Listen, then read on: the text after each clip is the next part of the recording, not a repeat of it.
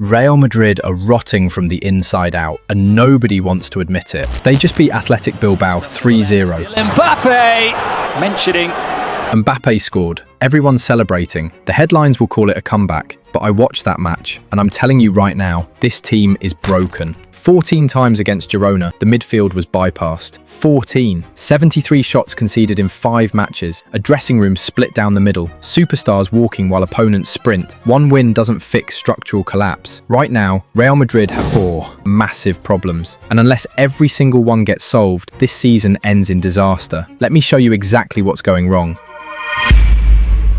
Let's start with the most uncomfortable truth. This Real Madrid team is lazy. The numbers from the Club World Cup are damning. Pressing actions per match. Mbappe at 0.7, Vinicius at 1.4. Compare that to Güler at 6.0 and García at 5.5. Your superstar forwards produce less than a quarter of the pressing work of rotation players. When Courtois praised Dembele's work rate after that match, saying, "I told him he presses a lot, and he just said that's the job," he was calling out his own teammates without naming them. And when your superstars making millions won't run, nobody else will either. If Mbappe and Vinicius are walking, why would the midfielders break their backs covering for them? Think back to Cristiano Ronaldo storming off the field after losses, refusing to speak, looking ready to cry. People mocked him, but that intensity was contagious. His refusal to accept defeat became the team's mentality. Now, hands on hips, no urgency, no fire, and the laziness spreads like a virus through the entire squad.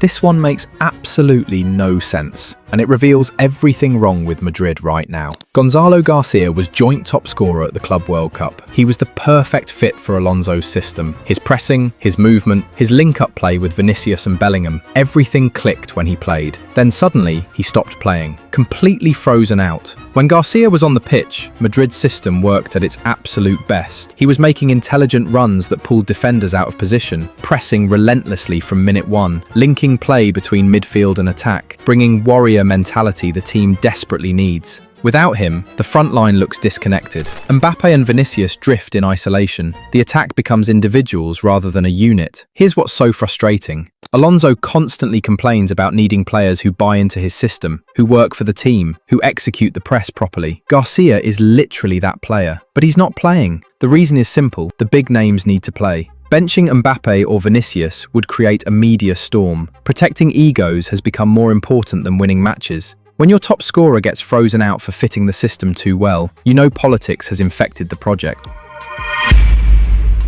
Let me combine what's really 3 versions of the same problem into one massive issue. Nobody fits together anymore. Before Bellingham returned from injury, everything worked. Simple 4-3-3. Güler as an advanced playmaker. Clear roles, clear structure. The team pressed hard and won games. Then Bellingham came back, and Alonso faced an impossible puzzle. How do you fit 2 players who thrive in the same advanced creative role? His solution? Drop Güler deeper, playing him almost as a defensive midfielder while pushing Bellingham forward. The problem is, Güler doesn't belong in a deep role. He's not winning defensive duels. He's not covering ground. You can see the discomfort in his body language. Meanwhile, Bellingham looks confused about his own role. One moment he's a second striker, the next a number 10, then a box-to-box 8. The inconsistency shows in his decision-making. The obvious fix: swap their positions. Play Bellingham deeper where he can control games and make late runs. Push Güler higher where his creativity can unlock defenses. But Alonso won't do it. And that stubborn commitment to the wrong setup is breaking the team's balance. Now let's talk about the Mbappe-Vinicius situation.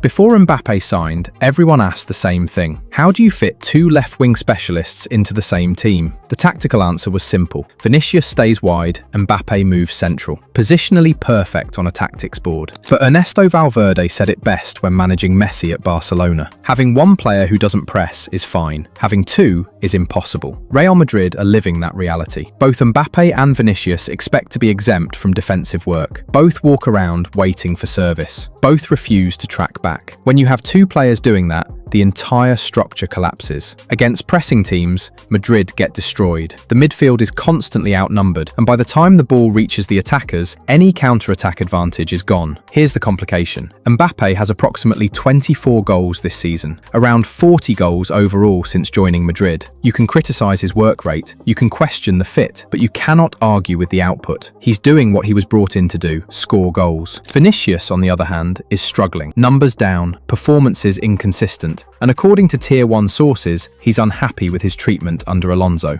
The Athletic reported Vinicius told Florentino Perez he won't sign a new contract extension as long as his relationship with Alonso remains strained. He's only played the full 90 minutes in 6 of 18 appearances. He started 4 matches on the bench, the dressing room split. After the Olympiacos match, multiple players posted identical Instagram stories. This team is united, more so than ever. That's PR damage control, because the reality is very different. According to Tier 1 Spanish journalists, the dressing room is split evenly into 2 camps. Players who don't believe in Alonso's tactics. They think the system is too rigid, too demanding. They want to rely on individual quality. And then there are players who completely trust Alonso and want to commit to his vision. It's not a small faction versus the majority. It's an even split. Half the squad believes, half doesn't. Reportedly unhappy, Valverde, Vinicius, Rodrigo, Brahim, Endrick, Mendy. Reportedly happy, Mbappe, Courtois, Güler, Huijsen, Carreras. Notice the pattern? The happy players are getting consistent minutes. The unhappy ones aren't. When half your squad doesn't believe in the manager, tactical instructions get half-heartedly executed. When there's no unity, there's no collective spirit to fight through difficult moments. Remember how this season started? Madrid looked defensively solid, organised, compact, winning the ball high and turning defence into attack seamlessly. Then something broke. The numbers since the Valencia win are terrifying. 73 shots conceded in just 5 matches, 29 shots on target, 7.61 expected goals against, 7 actual goals conceded. For context, it took Real Madrid 10 matches at the start of the season to allow 29 shots on target. In 5 matches, they've matched that entire total. The first domino was Dani Carvajal's injury. His leadership and positional intelligence held that backline together. Without him, Valverde had to shift to right back, removing his driving force from midfield. But the real problem is deeper. The pressing system that made Madrid effective early has completely fallen apart because the players who made it work aren't playing anymore. On paper, Alonso has 6 centre-backs. In reality, only Militao and Huijsen look reliable right now. Rudiger is making uncharacteristic errors. Asensio has regressed dramatically. Alaba has fitness doubts. 2 centre-backs for a team competing on multiple fronts. That's why Madrid are quietly pursuing Ibrahima Konate from Liverpool. And here's the full circle. The defensive collapse connects directly back to the laziness epidemic. When your forwards won't press, your midfield gets bypassed. When your midfield is bypassed, your defense is exposed. It all feeds together. Let's be clear, this squad is too talented to fail permanently. The pieces are there, the quality is undeniable, but talent alone isn't enough. Football is about effort, sacrifice, and playing for something bigger than yourself. Right now, Madrid think the badge will win matches. They think individual quality is enough. It won't be. It never is. Here's my prediction. If these 7 problems aren't fixed by February, Alonso gets sacked. The board's patience has limits, and second place in La Liga isn't what Real Madrid measures success by. What do you think? Will Alonso survive until the end of the season? And more importantly, which of the 4 problems gets fixed first? Or do they all collapse together? Drop your prediction below, and if you think I'm wrong, tell me exactly why. Real Madrid have all the pieces to dominate, but right now, they're wasting them. And unless something changes fast, this season will be remembered as the one where talent wasn't enough. Hala Madrid, but only if Madrid shows up to actually play.